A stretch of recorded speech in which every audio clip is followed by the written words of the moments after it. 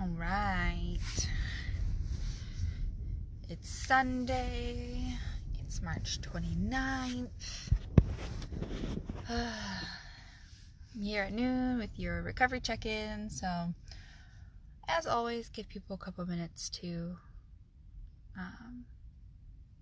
join, should they desire.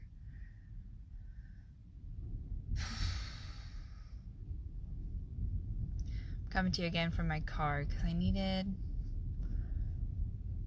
some space to be alone today. And it's really windy. So like I could feel my car kind of shake in the wind, and that's a different feeling. But I was thinking, I was like, I'm rarely kind of alone these days, and for me, being alone is different than isolating. Like right now, like I'm choosing to be alone. I'm being very intentional about being alone, and that is, for me, very different than isolating. Isolating is when I end up by myself, not meaning to, whereas being alone, like I want to be alone right now. I have a time limit set, so that way, when I'm done with this recovery check-in, I'm going to jam out to one more song, and then I'm gonna head back in the house. But I've been sitting out here for about 15 minutes or so, in the passenger seat of my car, which is not a place that I usually get to sit very often. So it's a different perspective, and it's kind of refreshing. So sitting out here, just kind of listening to some chill music, because I just found myself tense this morning, and I was trying to figure out why. Not sure yet. Let you know if I figure it out. Not if, when I figure it out. So, cool. That's where I'm at. Woke up this morning feeling tense, feeling weird. 'Tis a day. That's alright though. Got some good stuff planned for me later this afternoon. Gonna take a walk with the family in the wind. So my daughter loves being outside, so I'm looking forward to that. But anywho's, a couple updates for y'all. There are some more local recovery meetings that have moved online. So like there's the early bird AA meeting has moved online, so we have information for that. So there are Alcoholics Anonymous meetings online that I know of. There's a Narcotics Anonymous meeting online, Cocaine Anonymous meeting, which will be tonight. Smart Recovery, we have our open recovery meetings. NAMI, so the National Alliance on Mental Illness, has also offered some online support, which I believe is shared to our page. There are support options. I say that because there's support options for you, whether you're looking for, something more 12-step based or something not 12-step based. If you're looking for mental health support, addiction support, like there's online options, logo options with familiar faces to you. So take advantage of them. It's a cool opportunity to stay connected to recovery, perhaps from the comfort of your jammies. So, I want you to take advantage of those things that you can. So, I'm going to start with my gratitude moment, and I encourage you, think about your own. Feel free to share it in the comments. My gratitude moment for today is that I'm really grateful for the rain showers that we had last night and the thunderstorms. I love thunderstorms. The thunder, the lightning, it is so peaceful to me and beautiful and awesome. And so I was running this morning on the road, and everything was still wet and damp, and you just kind of saw the remnants of the storms that went through last night, and it was just really peaceful to me. It's really peaceful. So because, you know, like, this is gonna sound wrong, but like the other thing that like rain showers bring out are earthworms. And so like I was very conscientious to not step on any earthworms as I was on my run, because earthworms are really freaking cool. Like, as a farmer and as someone who loves to garden, like, earthworms are like the underdogs of the dirt. So in case you didn't know this, earthworms actually really important for soil health, because they get more air and water into the soil, and then also like their byproducts, so as they eat what they kind of poop out, are really important nutrients for plants.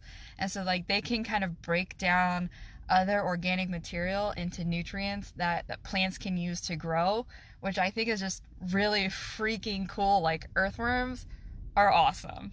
And like this morning, like I got to like there were earthworms, I swear, were probably like a foot long, and there were others that were maybe like a couple inches, like little earthworms and big earthworms, and like they all go together to like help contribute to, you know, good soil health, which helps us to, you know, grow what we need to grow in order to feed our families and feed the world, which is awesome. Yeah. So, weirdly enough, earthworms are kind of like, in a recovery sense, you know, they're kind of like your spirituality maybe, or your recovery community, you know. Just, I don't know, just thinking about it, I'm just talking out loud. I'm always talking out loud, but I'm thinking out loud right now, you know. So like earthworms, like they're kind of like always, you don't see them all the time, you know. When things are really good, when the sun is shining and everything's happy, you know, and things are growing, you don't always see an earthworm unless you purposefully dig into the soil and bring that up. But when it rains and when things are flooding and maybe a little bit difficult or in a different kind of situation, those earthworms come to the top of the soil. And so, I don't know, it just reminds me of spirituality and recovery. Like, those earthworms are always working underneath that surface all the time. You know, just like spirituality, you know, whether that is for you, God, the universe, nature, you know, whatever that looks like, or if you're not a spiritual person, even maybe your recovery community, like there's always those forces bigger than you kind of working in the background to help cultivate a good soil, to help cultivate a good environment for you and for your recovery. So yeah, interesting things. I could probably go on like a 5-minute like tangent about that, but I don't know. That makes me really appreciative of the earthworms, both the literal earthworms in my life and the spiritual earthworms that are always kind of working in the background to cultivate my soul so I can show up for recovery. Sweet. I'll think about that later more. So I was thinking about like what today's topic would be for our recovery check-in, and I was thinking, and the one thing that came to me was a conversation that I had recently about expectations and how expectations look right now. You know, because our current situation, whether you're still working or you're working from home, or your children are doing school from home now, our expectations of what was typical and what was productive kind of all got thrown out the window for the most part, for a lot of people.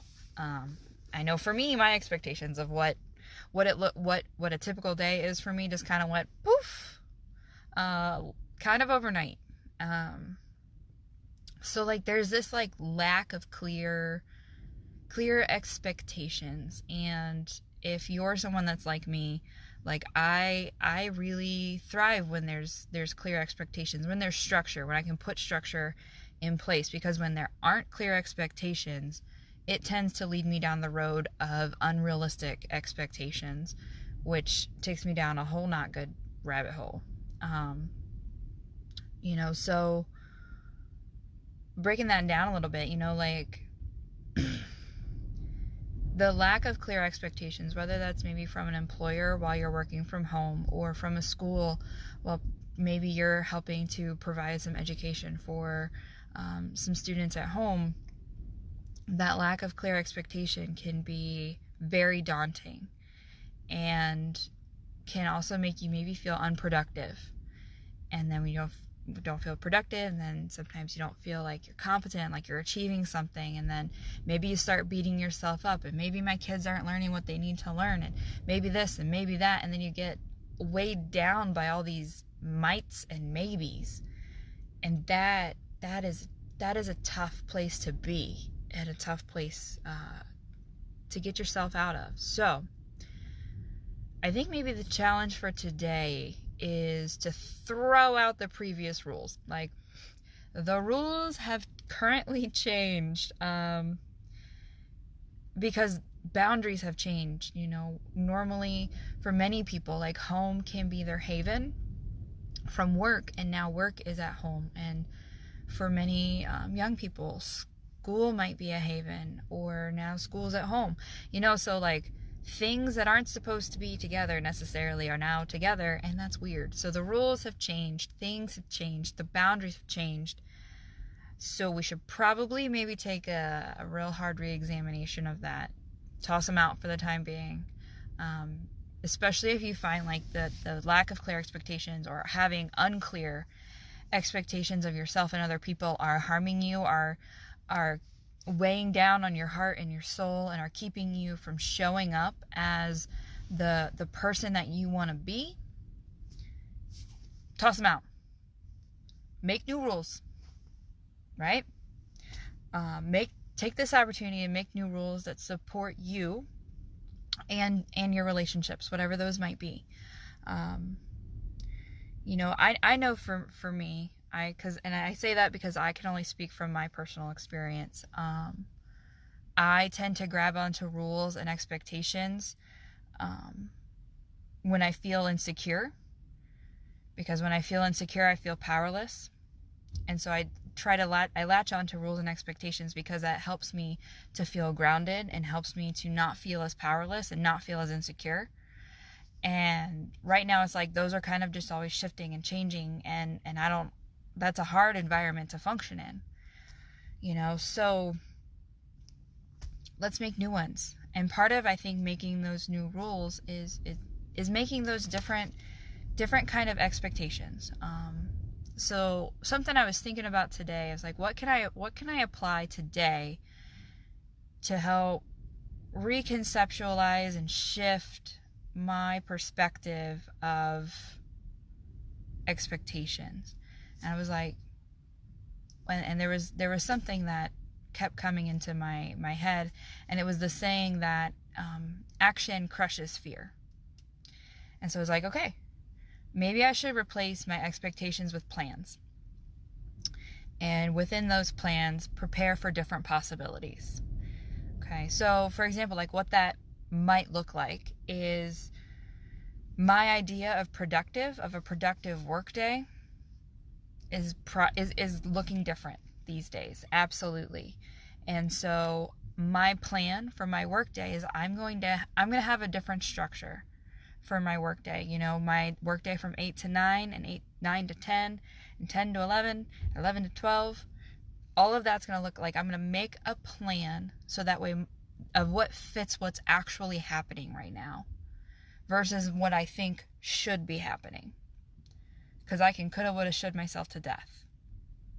So I'm going to replace my expectations with a plan. So for example, I used to eat lunch at 11. I now eat lunch at 1. It works better in my schedules with how all the things are flowing, including nap time on the days that I'm working from home.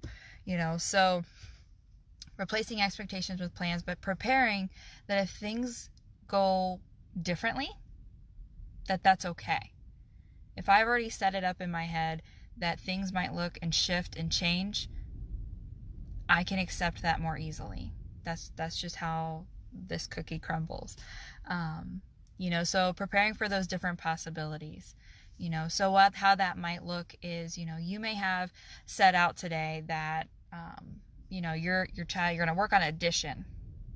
You're going to work on, basic addition. 2 plus 2 equals 4, and 3 plus 3 equals 6, and so on and so forth. And maybe you're having a not so hot day and they're having a not so hot day, and that's just not going to happen. And so you bake some cookies. Math happens in cookies, so you're still working on basic addition. 1 cup of flour plus half a cup of flour equals 1.5. And look, you just upped your game of basic addition into fractions. How about that? So looking for those opportunities where you're still working on those same core things, but it just might look a little bit different. And sometimes you might be working on, I don't know, how to better prepare an email for work that's not in your skill set. And when you would normally just go meet with that person, you're like now having to take, maybe 20 minutes to prepare an email that conveys in words what you would actually want to say, because written words versus spoken words are very different, and so you got to prepare for those different kinds of possibilities, those different type of skills that you might have to kind of bring to bear right now. And that's okay. This is challenging us to grow. This is challenging us to look at the areas that maybe we're not functioning so hot or not so great at, and adapting, so that's kind of another thing I think with looking at checking those expectations against reality is become an adapter, become okay with things, 1, not being okay, and 2, being different than you thought they would be. Because again, you can coulda, woulda, should yourself to death. And within that, I think it's really important to become a observer of feelings. Knowing yourself. We've talked about self-awareness in past recovery check-ins. And if you're a person who has trouble maybe identifying your feelings,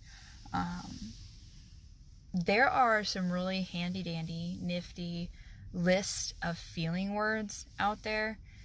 And you're like, Ellyn, I'm an adult. I don't need a list of feeling words. All right. Well, maybe you don't, but I know I did.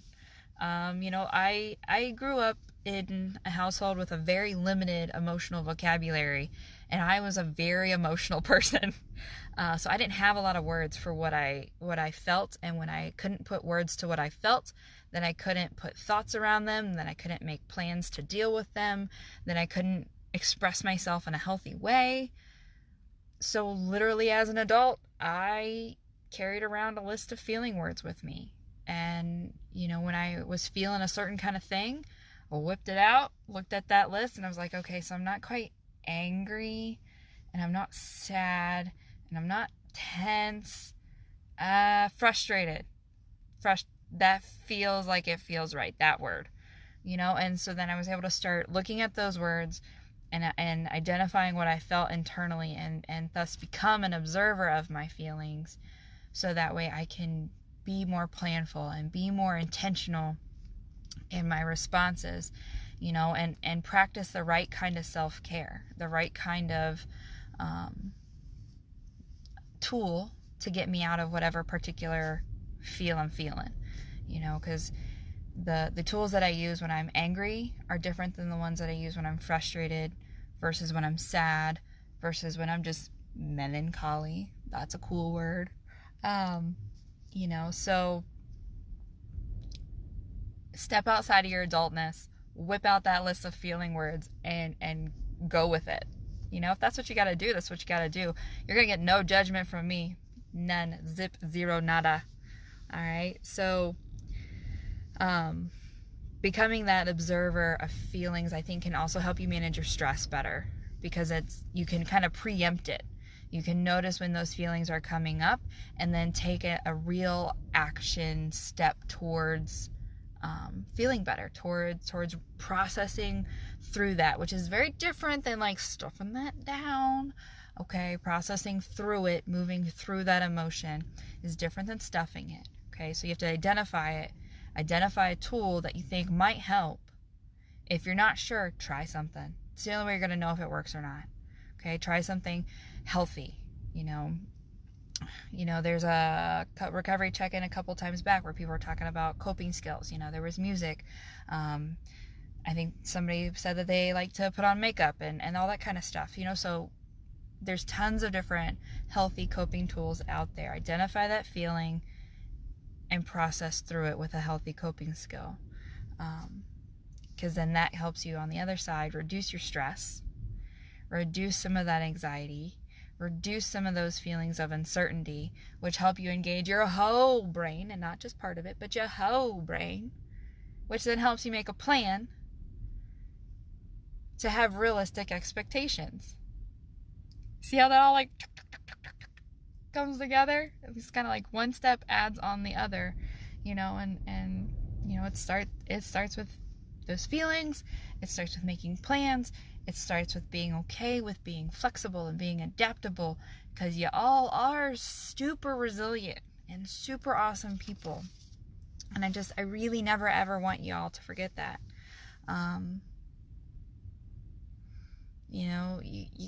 We are amazing. We are awesome